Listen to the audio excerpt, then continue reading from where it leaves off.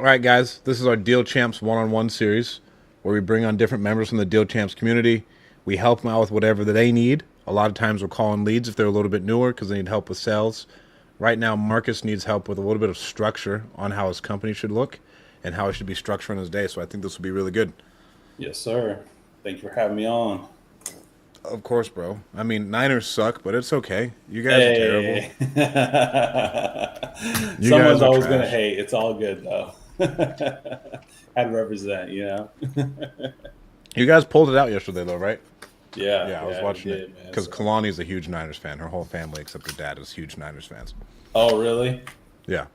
Oh, that's funny. Well, there you go. You got somebody to ruffle your feathers right there, huh? All right. Bro, where were you? You're up in Sac, right? Yeah, I'm in Sac. How come we didn't see you the other day? Oh, man. Kids are sick, bro. Dad All right. life, you know? It's just how it Fair enough, is. dude. We got COVID going through the house right now, so it's been a wicked one this past week. Okay. All right, bro. What's going on? What do you feel like you need the most help with? So Like, right tell now, me what's just going on problem wise. so right now I'm really trying to hone in on doing the wholesaling, like going in 100%, right? Like primarily we flip right now, flip, and I run a traditional real estate business as well too. But I really need to get the wholesaling going just to try to get faster cash coming in. The last couple of flips that we've been doing this past year have just almost been flops. You know, they made money, but Okay. nothing close to what they should have been. And you know, the risk versus the reward just hasn't been there. Like I have no problem with flipping. I love flipping. Been doing it for I don't know 6 or 7 years now. But you know, at this point, like if I can kind of shift my business a little bit and focus more on wholesaling because I've done a few in the past, I've seen how fast and lucrative it can be.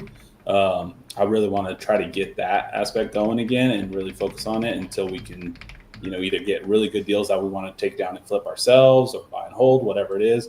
But I need to make up for these past couple of flips that just didn't pan out the way that we were hoping. Okay. Tell me about what you're doing for marketing right now, bro. So right now we're just starting on getting the Yellow Letters HQ, doing some direct mail. So I'm getting ready to prepare my first campaign. I had a meeting with iSpeed to Lead on Friday, so talking about trying to get some paid leads coming in.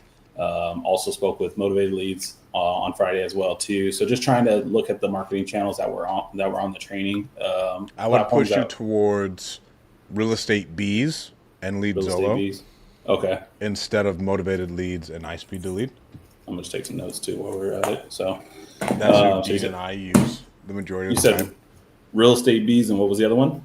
Real estate bees, Mm-hmm.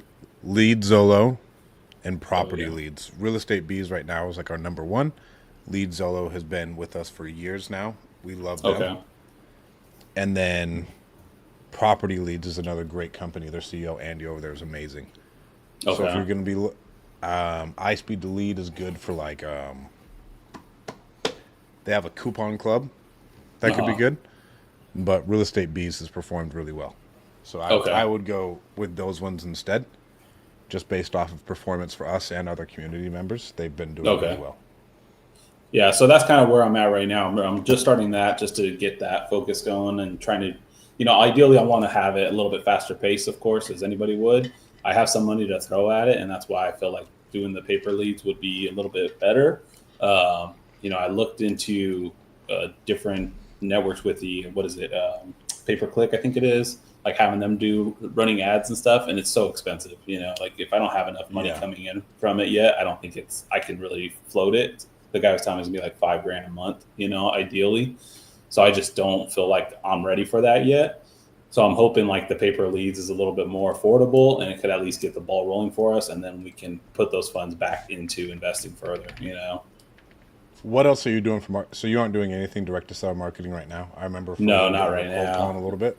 Yeah, cold calling's been it. What's your monthly budget that you could spend for the next 6 months? I mean, honestly, right now probably like about $1,000.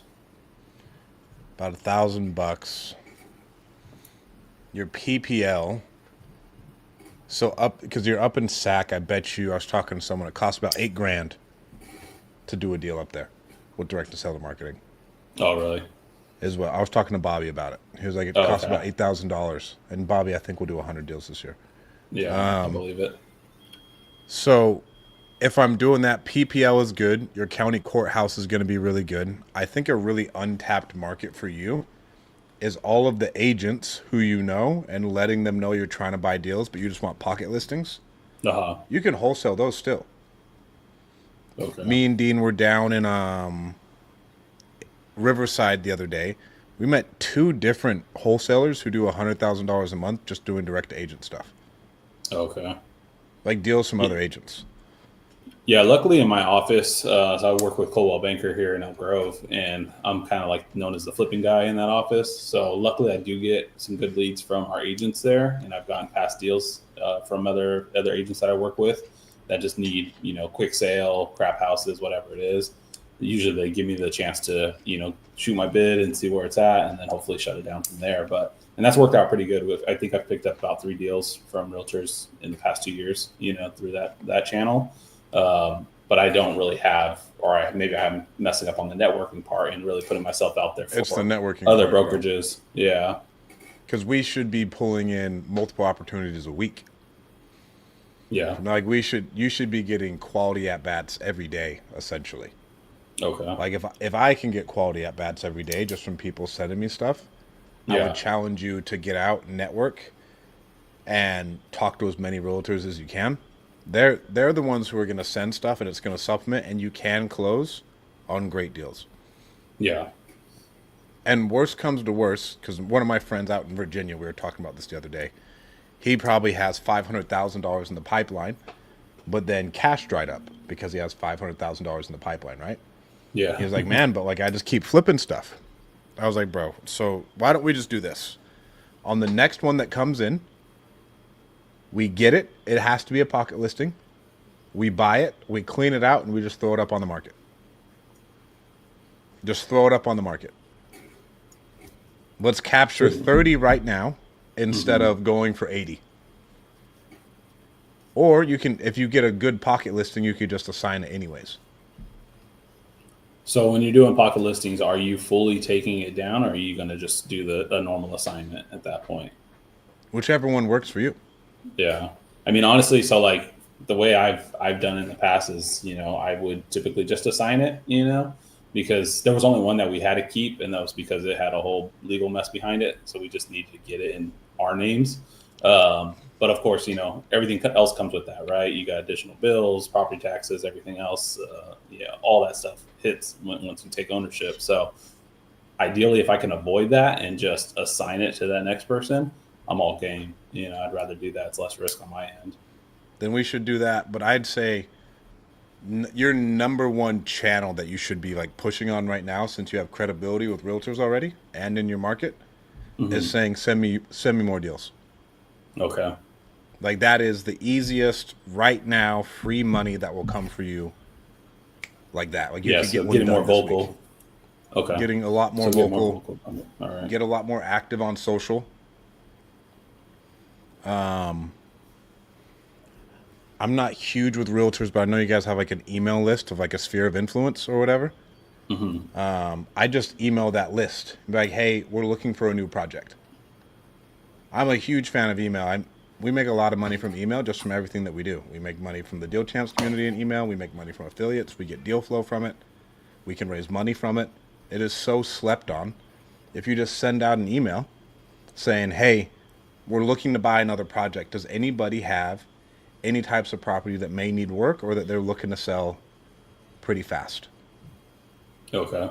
And watch the amount of opportunities that come your way. But we just have to do this like once a week. Gotcha. Okay. So just consistency with that, really reaching out to other realtors, brokerages, and kind of seeing what they can offer if they have anything.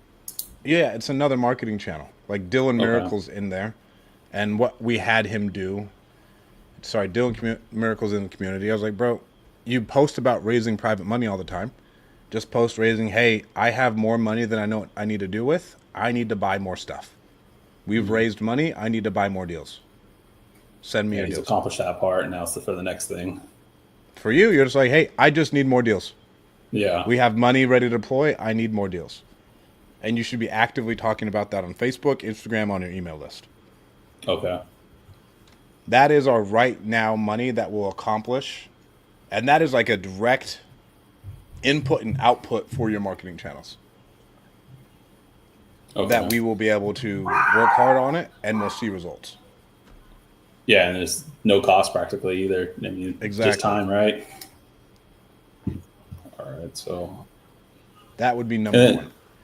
Okay, and so for reaching out to all the agents, I mean, do you typically recommend having like showing credibility as to what we've done in the past for completed projects, or just keep it simple and plain? We need houses, we're looking to buy, can close quick. You know, better. Reach out to them like, hey, we've done a couple of projects over here. We're looking to buy more, blah, blah, blah. If it's cold outreach, if it's people you know, there's no need to establish credibility. Okay. They already know you. All right. If it's realtors you don't know, that's fine. But on that email, if you send it out to your sphere of influence or whatever, like, hey, we've finished up a couple projects. We're looking for some more. Okay. You don't need to even say where it is or anything else. All right. Yeah, I mean, I definitely can do that. That's easy. And obviously, if it saves a couple $100 each month or week, then hey, that's always a plus too, you know? Well, it's because it'll compound on itself. Because let's say you pay that realtor a commission. Yeah. And then on the next one, hey, I just paid a realtor X amount of dollars for bringing me a deal. I want to buy more deals. Send me your deals. I love writing $10,000 checks. Because that realtor will still get paid. It's not like you're not going to get paid. Yeah. Yeah, And I've so seen a that's lot of what I guys would do. doing that. I've seen a lot of guys doing that right now, especially local flippers here in TAC. They're they're pretty much posting that. They're saying, hey, realtors bring your deal. We'll get you on the list side, the purchase side. Like you'll make multiple commissions on this one deal, and that's how they're obviously trying to entice more realtors to bring deals to the table. Yeah. Because, bro, it's free and it's fast. Yeah. Everybody wants to try and reinvent the wheel, but people who actually flip houses, I always tell them, bro, you can just market. As a wholesaler, you got to say, I can sell your deal to someone else so you can make more money. Yeah. Okay. Nobody really wants to hear that. When the realtor's like, hey, just bring me your deal. And if it's a good enough deal, bro, you'll take it down anyways. Yeah, exactly. Yeah, I mean, honestly, that I'm not trying to reinvent the wheel because the wheel's complicated enough for me. Like I'm just trying to find my like groove with it. And that's the hard part with this business is it's like shiny object syndrome. And I'm not that I'm trying to like buy into this and buy into that, and I'm just trying to figure out what will work for me and something that I can do consistently, at least something fairly easy to just get started so I get familiar with it. Like I understand the general process of this whole thing and how it goes. Like I said, I've done a couple of deals in the past that were assignments, and it's relatively easy, especially once you have the tools, it's relatively easy. It's obviously the hard part is the consistency and being able to keep it going. And for something for me that is manageable and doable for myself, because right now I'm just a one-man business, like I don't have callers. I don't have people handling this or that. It's just me.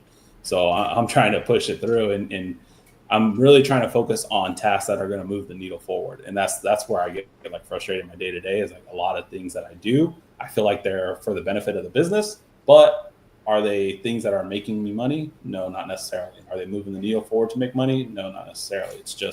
It's almost like office work, trying to get stuff and clerical shit done, sorry. Give me an example.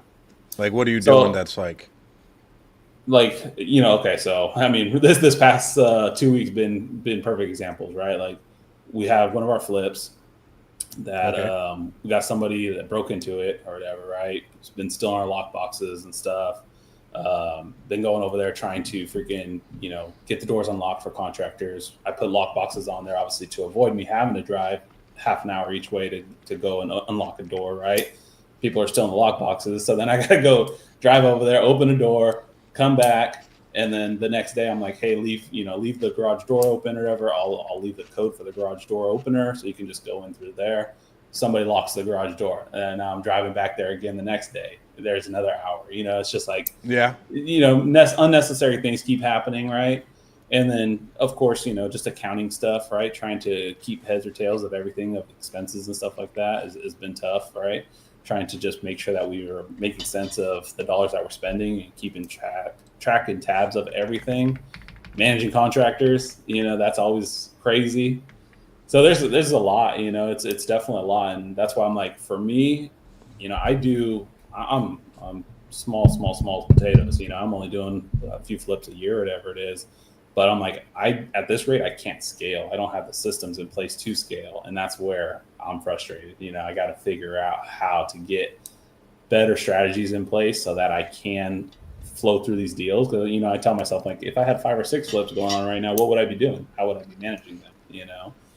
And I don't know at some point if that's when I really have to realize, okay, I need to bring on help, or is it just coming down to systems? Do I have a lack of systems that's really not allowing me to grow and to use my time more beneficial than I am right now? I'd say it's both. I'd say you probably need an assistant right now just to help out and you need a bookkeeper. Yeah. Yeah, probably. You really need a book. I'd write down, I need a bookkeeper, and I'd start interviewing bookkeepers right now. Okay. To just help you with that, or get AI to help you with it or something. Right? I know there's different AI bookkeeping software out there that we've looked into. But with like flipping and you're spending that doesn't make you money. And what we tell everybody is you want to keep revenue in first position. Yeah. Your day, all day, should be spending all your time to make it rain money. Everyone else's job, in my opinion, at the beginning, is to help clean up the money. That's how I operate everything, because you're probably a deal guy like me. I can think of the system. I can go make it rain, but once the system's set up, I don't want to be the one operating it from day to day. That's just not how I like to roll. And so I'd say we for sure need an assistant, and let's get a bookkeeper to cover those. As far as like the flip thing, sometimes that's just fucking nature of the beast, bro. Right. Right? When like, oh no, this dipshit did this dipshit. Like we had one of those on Innovation we have in Florida the other day, to where like, oh, well, we can't get in. Oh, we got to get photos scheduled. We got to get this. We got to get that. And that sucked. To where the first thing for me is, how do I not have to do this? And the easiest thing is like, well, I need kind of like a runner, or I need a GC or someone who I can trust to like handle that little thing for me. Yeah. Obviously, you want to check in on the projects, but I would want to implement something like that as far as like running back and forth. Since it's only one job, it's kind of hard. But if it's like, hey, I'll pay someone $25 just to go unlock this house. Yeah. Or whatever it is. Someone's willing to do it, like you go on like TaskRabbit or something. Oh, okay.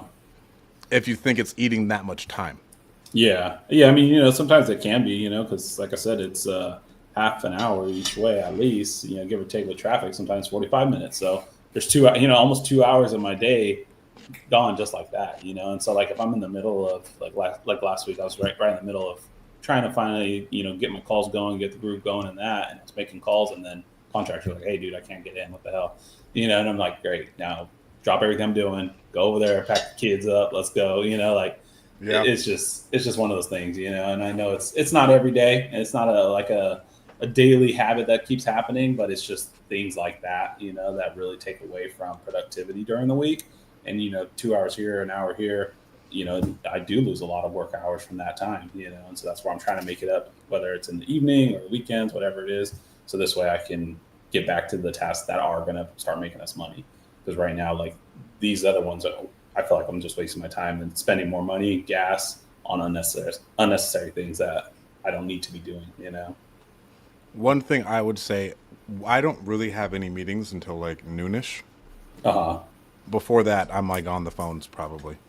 Okay. So you're time blocking hardcore, just like from here to here. Like this is my... I'll wake up in the morning, depending on what time I wake up. If I wake up at 5, I still check my email at 5. Yeah. But then I'll go to the gym, do anything else. If I wake up at fucking like 6:30 and I don't have enough time to go to the gym, I wake up, check my email, and then I have like an hour with my son, getting him ready for school. I walk my son to school, and then either I'm going to the gym or I'm just hopping into what I need to. Mm-hmm. And if I go to the gym, I'll call whoever I need to call during that time. But like those are phone calls I choose to make. Maybe I'm calling a family member, or I'm calling like some sort of vendor or something.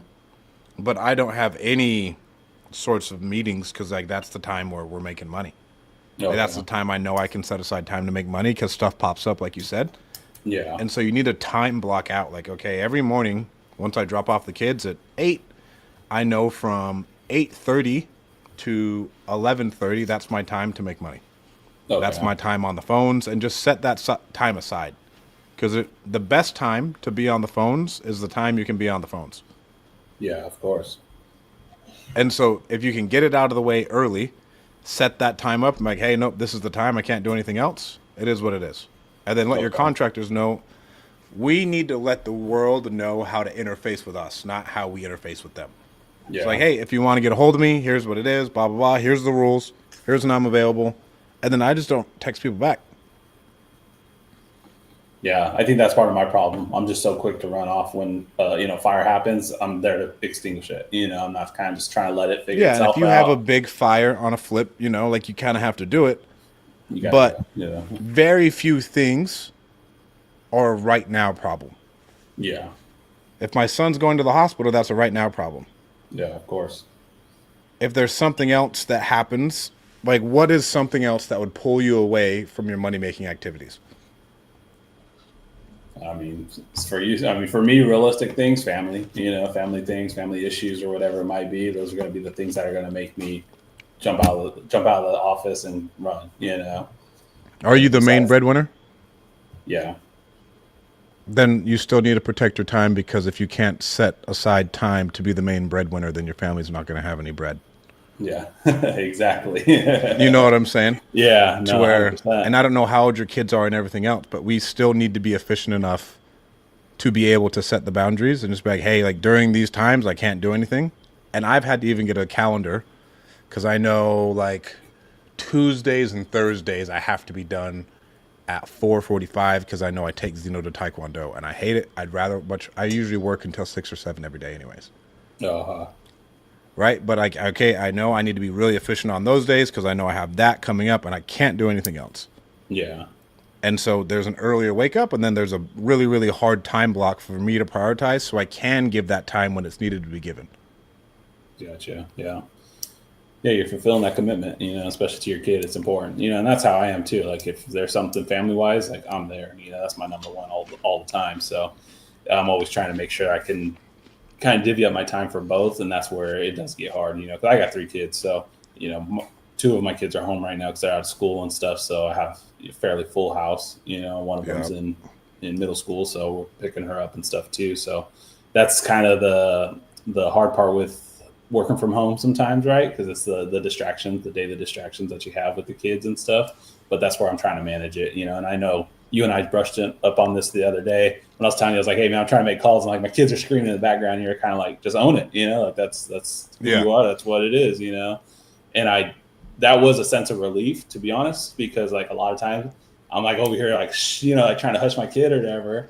But the reality is like we're just people, right? So at the end of the day, you're conversating with another person. And so I think that's where it was very helpful to hear that. And it's been a lot easier since then to try and progress with making calls or being on the phone and being a lot more relaxed in that sense and not being so like business, business suit, hush quiet, kind of thing. Like it's okay to have a kid scream. Obviously, I'm not trying to be super unprofessional, right? Kids screaming his head Yeah. off, but if they hear the kid talking, like it is what it is, at the end of the day. And how old are your kids?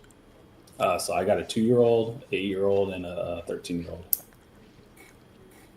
So the 8-year-old now, unless he's special needs, understands boundaries. Right? Yeah, Like the 8-year-old 100%. can understand boundaries. The older kid can understand boundaries. There's no negotiating with the 2-year-old terrorist. Yeah. Right? But the 2-year-old terrorist is still cute enough to where everyone else will understand. Yep. Exactly. And so I wouldn't stress about it. Like, hey, if something's going on, but like for my 8-year-old and my 14-year-old, it's like, hey, in order for dad to be able to be present at all the other times that you need him, dad has to lock in right now. Dean is really good at doing both at the same time. He's the only person I know who can. Yeah. But yeah, Dean's he's not really on the phone with sellers all day. Like for me, Yeah. like my son knows, like, hey, dude, when you come home, come upstairs. I'll stop what I'm doing. I'll give you a hug and a kiss. But like daddy's locked in so he can give you time fully committed when he is there. later. Yeah. And that, bro, that's just is what it is. That's the nature of the beast. And that's how I work. Because Yeah. I'm very binary.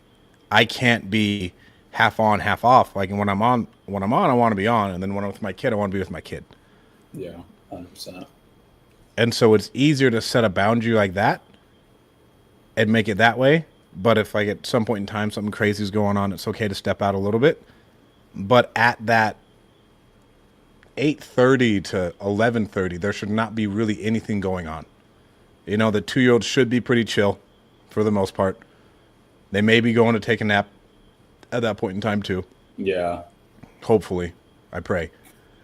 Yeah, that's what I usually try to do is like he'll nap in the afternoon. So then I'm like, all right, it's fairly quiet in the house, you know. That's when it's a good time for me to try and make dials or whatever it is, you know, or if there's stuff I gotta tend to that, you know, can't really have distractions or whatever. That's usually my time to really plug in. And then in the morning, I'm usually doing computer stuff, like if it's emails or whatever, you know, making calls that I don't really need to have quiet, you know, for, then I'll deal with those, like all the little tasks of the daily needs. I'm getting those done usually in the earlier morning. That seemed to work out for me. I don't know if you have a preference for calls, like a time frame, if it's better to be in the afternoon, mornings, evenings. What do you think? Your computer is stuff typically should be best? done in the afternoons. Oh, okay. I So I got want I backwards. want to like because if I do my computer stuff when no one will pick up the phone, then I'm not losing out on time on the phone. If Yeah. someone can pick up the phone during that time of day, I should probably be on the phone. Gotcha. Okay. You know what I'm saying? So like Yeah. my computer stuff can wait until 8 or 9. Or I should do my computer stuff at like 7 a.m. Probably 6:30 for you before the kids wake up. Yeah. Early. Yeah, like early, I knock out my computer stuff. I crush that morning part, and then after that, as I have emails coming in and I'm on the phone, I can handle them there.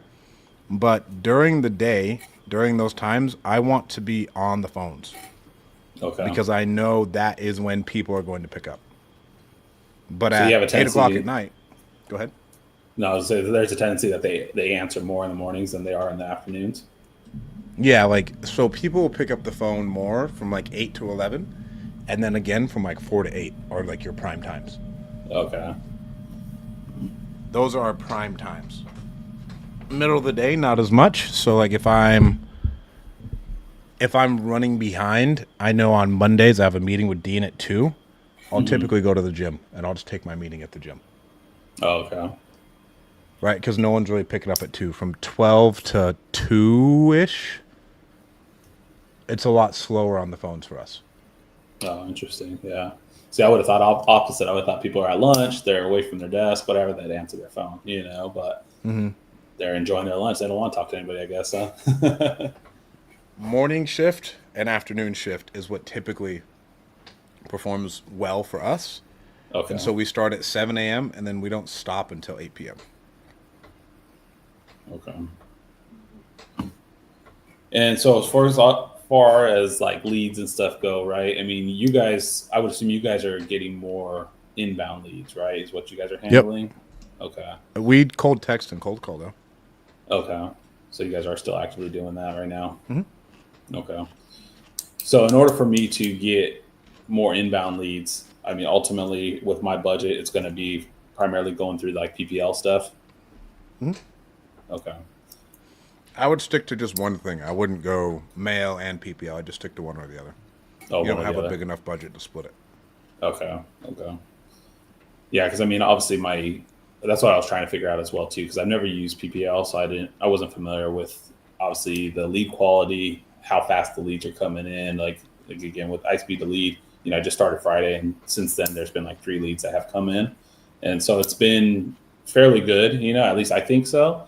The cost of them has been anywhere from like $300 to $400 per lead Yep. for those Sacramento leads. So I don't know if that's kind of average of what you're seeing with like real estate bees and stuff. Pretty similar. Yep. Okay. I mean, but that sounds like you just spent your entire budget in 3 days. Yeah, I mean, I have flexibility. I could technically spend a little bit more, especially if the leads are like really good. You know, I would be open to spending a little bit more. But if it's like you know somebody that's like super cold, like not really a hot lead, then that's where it's hard to justify spending $400 on somebody that's like, all right, maybe in 6 months they might be ready. You know, versus Yeah. somebody that's like, I need to sell today. Like I'm ready, and motivated. There's distress or whatever. So Most of your leads are going to want to sell right now. I mean, mhm. they're pretty high intent leads. But I like real estate bees. Like I said, lead Zolo's really good. Property leads are the 3 we would use. If you're going to use iSpeed to lead, I'd use their coupon club. Yeah, that's the one the guy was talking to me about. And that's like 29 to like $10 leads. That's what I would do if I didn't have as much money, but then you're wholesaling a little bit out of your area. Okay. You know, because like no one is going to let a lead in Sacramento fall through the cracks and fall down to like a $29 lead. Yeah. No one. Like someone's going to pick that up. Yeah, majority of the Um, $29 ones I was seeing were like listed already. Then that's what it was said in the notes. It was like this one's already on the market. Owner's not really happy with the realtor or whatever. They're just looking for an offer. So those ones kind of to me sound like nothing too and I crazy. wouldn't spend But money on those. right, that's I how I wouldn't spend kind of money was on it. reading it too.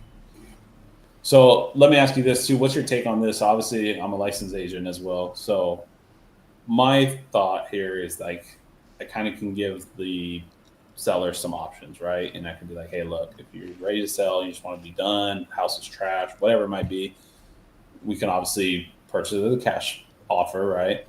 Or if you're dealing with that person that's like, yeah, the house needs some work, but it's not terrible, presenting them with the listing option. And, for me, it would be technically a win win. If I could take it down as a wholesale, great. If I could take it down as a listing, great. But I feel like it's a way to just provide more options to that person. Do you think that's messy or do you think that's, I think it works. strategic? You just got to Okay. lead with cash. Okay. Like That's you what got I to figured. lead, like you have to lead and like have that be your main option.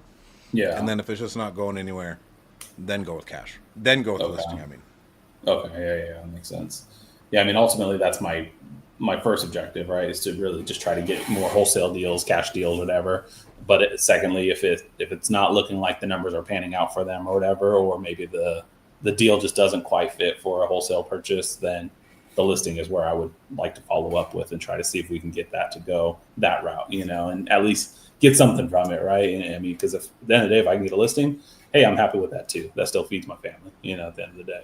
yeah, exactly. But So, yeah, bro, I wouldn't. It's not messy, but even when people try and introduce different exits like innovation or sub to or owner finance, mhm. you still want to just stick with a cash intro and try and make the cash work no matter what. Okay. So Then pushing if that the it's not most. working, then you can transition to your listing. Okay. And you'll know, I would assume, right? Like you're getting hard nose or it's just not getting anywhere. You pretty much can tell like this is just the cash deal's not going to work for them. Yeah. Check out. I'm sure Trevor Mock has great content on it because they spun up a bunch of websites for real estate investors who are also Trevor real Ma. estate agents. Uh huh. He owns Investor Carrot. Okay.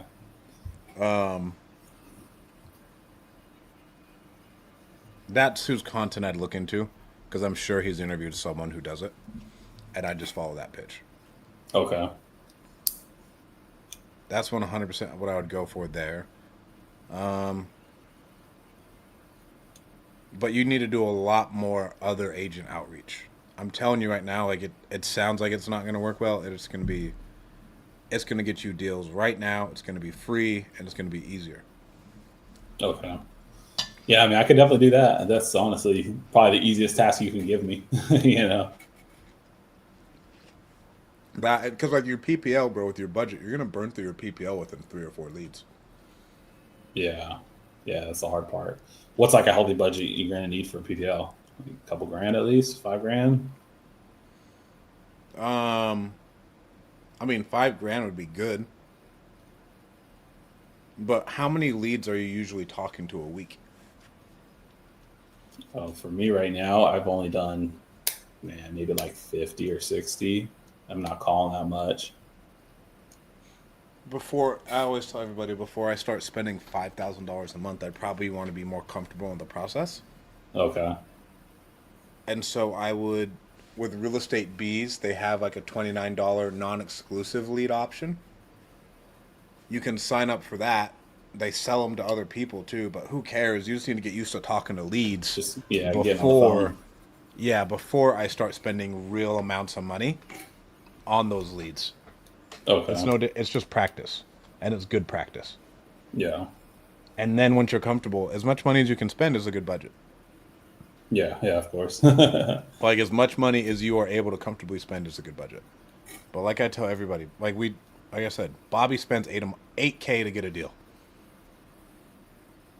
and that's up in SAC. Like that's just kind of If that's what Bobby's doing, Bobby's a really, really good operator. And so it's Yeah, probably going to be between 6 and 8K. gotcha. Yeah, it's pricey, man. And it's definitely competitive right now. Especially here in Sacramento, we got some pretty big people moving stuff right now, and so I feel like it's getting harder, and that's why I'm trying to get my foot in the door as I can. But I don't have the financial capability to do it like some of these guys do right now. And that's where I'm just trying to figure out, okay, what are my other options that I can do it. You know, trying to get to that statue at some point, but without spending my life savings away as well too. Yeah, but they started at the same place as you. You know what I'm saying? Yeah. That's what I'm trying to figure out. I'm like, okay, what do they do? Like, like how did They they just start put more this? chips in the middle. Yeah. They just decided to spend more on marketing.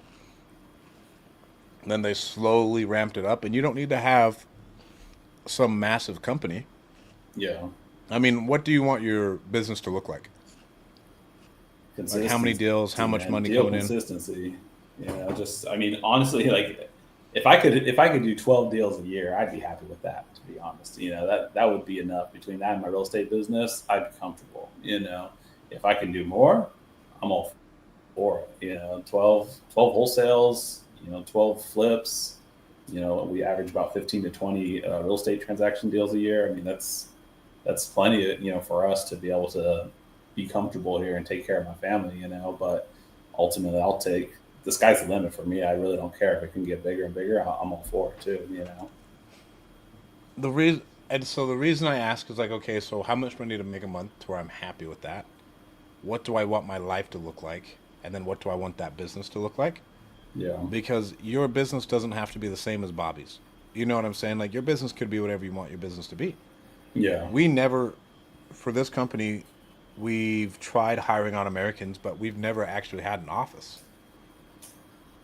for this. Like I've had an office before and we've hired on American people, but for the biggest companies that we've grown, we've never had an office. I just work from home. Hormozy grew a company to $40 million a year from a laptop. You know what I'm saying? And so it's like, yeah. It's what do not you want that to necessary. look like? Yeah, It and I doesn't don't care about necessarily that have to be either. the Bobby thing.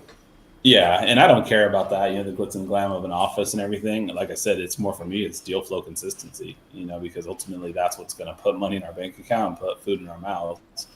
So I'm really just trying to be able to get that to where I can figure out the process that I need to be doing in order to in order to achieve that, right? In order to have that come out and be basically the new everyday norm, and not just be like right now I feel like I'm just scratching my head. I'm just trying to figure out like, okay, how do I even get there? How do I even get started? And that's where I said like I feel like I'm spinning, because there's so many different avenues that I'm like, okay, try this, okay, try that, try that. One, I'm not giving enough time. Two, I'm not being consistent enough. I know that, and that's where I need to figure out, okay, what is one simple task that I can do every single day that I know is going to move the needle in the right direction where we need to go. So every day, you need to post on social media, on your Facebook and your Instagram, Okay. saying, I need more deals. Realtors, send me your deals. Once a week, you should email your list saying, hey, we're looking for new projects. I want to pay you to bring me deals. Who has any deals? I'd love to talk to you. Okay. Thanks, babe. Okay. And then from there, I have those two. And then I have my PPL stuff that's coming in. And that'll come in sporadically with your budget. Well, let's say we want to spread that out over a month. I Hmm. don't necessarily want to blow my load right away because then you just blow through that. Yeah. And when I'm not talking to realtors, I should be cold calling our county courthouse lists. Okay.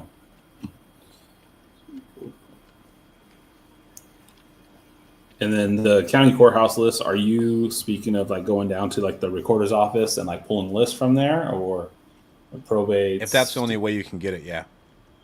Yeah, I think for here in SAC, you got to go down to the recorder's office and pull copies or whatever, or look at it from their computers or whatever. I think they can print them out and stuff. I've been there, but I've never went there with the intent to print out lists. Probates are good as well. Okay. But right now, we market to, with Data Syndicate, we market to probate, Liz Penance, tax delinquent, pre-foreclosure, and there's code violation. I think that's all. That's like 5 of them. There may be 6. And we market to all those every day. Like, sometimes we get 70 in a day. Sometimes we get... Today we got like 8. And I was like, what the fuck's going on? Who fucked up? I was like, what do you mean there's only 8 records? Like, we have someone here full-time to do this. What do you mean?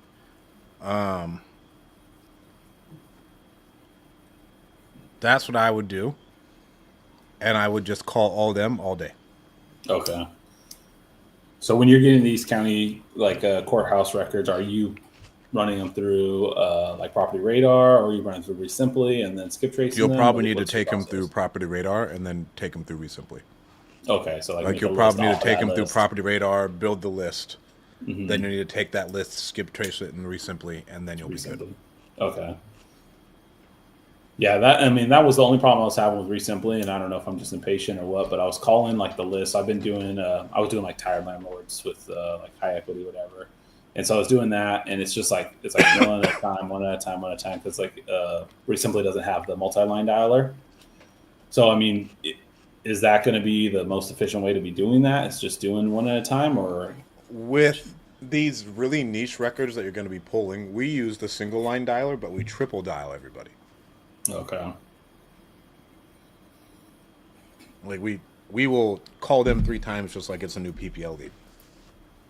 So you're just waiting, pretty much trying to get somebody on the phone if you're not successful because we know that's a quality, that lead's already qualified. Yeah. So we just want to triple dial them anyways. So that's why we don't necessarily care if it's a single line dialer, because we're dial, voicemail, dial, voicemail, dial. Oh, so you're doing back to back. Yeah. Okay. Like we go back to back to back on one person, and then we'll text them. So that's why we don't necessarily care if it is a single line, because we know it's going to be very, very niche down. Gotcha. Okay. Yeah, and that's what I was concerned about. I mean, for me, I was just kind of going through. I was trying each phone number that they had listed for the contact, and then if nothing, I would hit them with the text, and then I go to the next person or the next contact, whatever, right? So I wasn't doing the triple line dialing for a lot of them. I was just doing it one call per number that was listed. That was it. Yeah, we'll call it 3 times because it's already qualified. But for like absentee landlords, there's so much data, it doesn't really make as much sense. That's why I said niche down a lot on all those lists, and then do it that way. Okay. And so from there, when you guys are calling and like say you don't get anybody still, you haven't talked to anyone, they haven't responded to text messages, are you just putting them on like some sort of drip campaign, or what's kind of your process after that? No, we just call them until they pick up. Oh, you just keep calling? Yeah, just keep calling them. Okay. Crazy X, huh? I mean, your numbers will rotate anyways, and if you're not calling them, someone else is calling them anyways, so we might as well be calling them. Yeah. Okay. So just keep it on the phones then primarily. When do you typically utilize like the drip campaigns? I've seen those on Resimpli, but I haven't used them, nor do I really know how to use them. For our drip campaigns, anything that comes in through our cold texting or cold calls or PPL comes in, and it automatically it's putting on a drip campaign. Okay. And that will trigger, and that'll message them. Got it. Okay. And then for our cold texting, they get texted until they pick up. We just have an AI bot that texts them forever. Oh, nice. Okay. So ultimately, your hot leads, you're not doing any kind of drip or anything like that, right? You're just trying to stay in front of them. Our hot leads, they're still on a drip campaign. Oh, they are? Okay. Everyone's on a drip campaign. Out of, let's say we have 3,000 leads right now, all of them are on a drip campaign. Got it. Okay. And those are just simple follow-ups, like, hey, we talked about that cash offer last week, or something, like you have some sort of script, I'd assume, that you're putting in there? Since you're a community member, you can send Resimpli a message, and they will give you all of mine and Dean's drip campaigns. We have about 20 different drip campaigns. Oh, cool. Okay. And I think we've both collectively paid like 10 grand for those. So that's a bargain in and of itself. Yeah, seriously. Big thanks. So talk to Resimpli, ask about drip campaigns. Okay. Cool, man. Well, I think this gives me at least a good start as to things I definitely need to be doing that I weren't doing before. Like I said, it's consistency is the biggest thing, and so I know that a lot of this stuff is things that I've done in the past, but it's not something I'm doing daily to make it a habit. And I think that's one of the biggest things I definitely got to change for myself. Bro, it's daily. Yeah, It's just 100%. doing it daily for a year. Every I say this every day. Everybody fucks up because they don't stick to doing the same activities for a year, and it's sporadic. It all works, and if you want consistency, you have to be consistent at the beginning, Yeah, and that's right? what I'm Because trying to our figure out. outputs is what creates the consistency.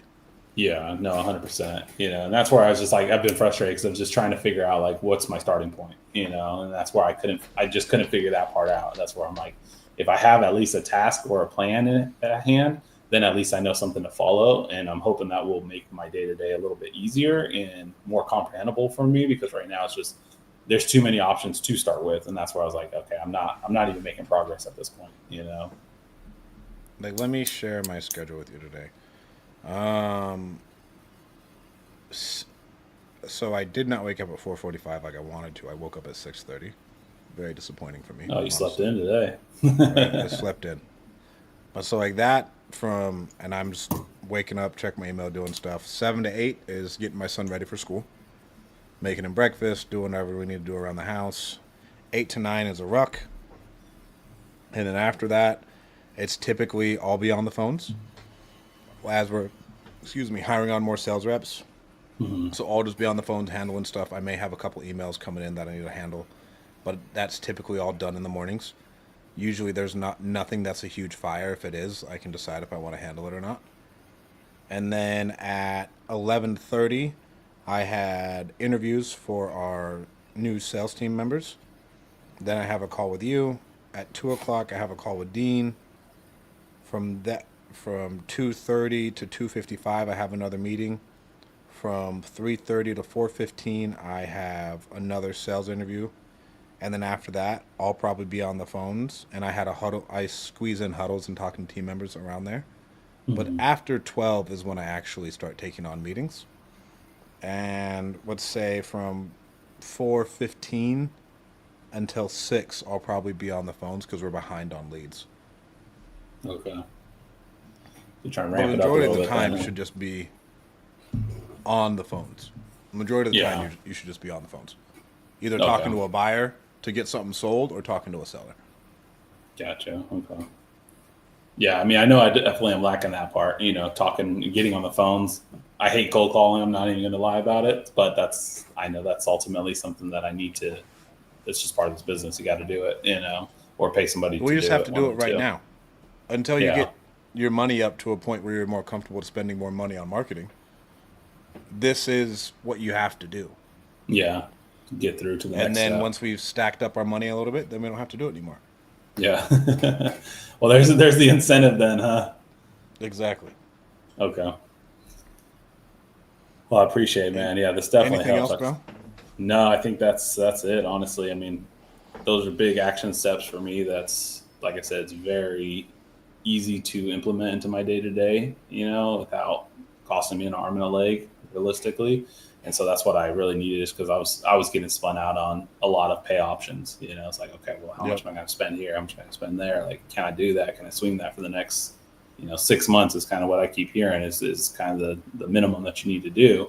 So I'm like, all right, can I really swing that for the next 6 months and still be good? Especially if nothing comes in, if nothing pans out in those 6 months, God forbid, am I going to be all right? So it's just a Yep. lot of things, trying to calculate and make sure we're good at the end of the day. But I think these are very reasonable steps to be able to do. That's not going to make me stress or not be able to sleep at night and think, can I still pay my mortgage or whatever else when it comes to it. Exactly, bro. You got it, So dude. Just stick to the same actions. You know we're here yes, for you. sir. All right, brother. Appreciate it, man. All right, Brody. I'll talk to you soon. Guys, if you need help in your real estate business, you can go to dealchamps.com/apply. And we'd love to talk to you. Thanks so much, Marcus. Guys, we'll talk Yes, to you soon. sir. Don't forget to hit like and subscribe. All right, Strat. Thank you, brother.